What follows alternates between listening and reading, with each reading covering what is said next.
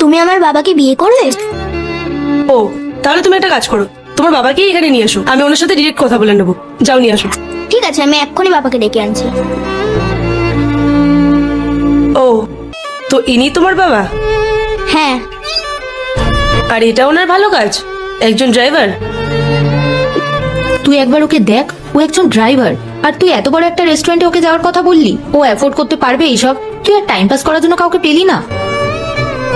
Excuse me, আপনার চাবিটা পড়ে গেছে। ও আচ্ছা,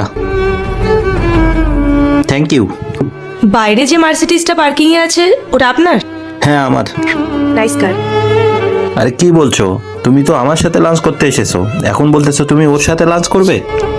হ্যাঁ তো, এখন আমাকে লাঞ্চ করানোর মতো আমি অন্য কাউকে পেয়ে গেছি, with better personality and better class. তুমি এখন আসতে পারো।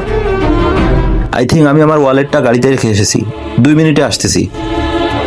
ওকে। 1 ঘন্টা হয়ে গেল, কোথায় ও?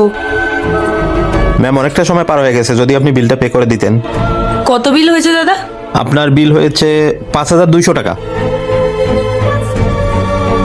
1 মিনিট, আপনি তখন রেস্টুরেন্টের মধ্যে ছিলেন না, তাহলে উনি এখন আপনার সাথে? আসলে এগুলো আমারই প্ল্যান।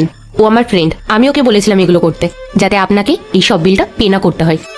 আচ্ছা, তাহলে এগুলো আপনার প্ল্যান ছিল। আপনি আমাদের জন্য এত কিছু ভাবলেন, আপনাকে অনেক ধন্যবাদ।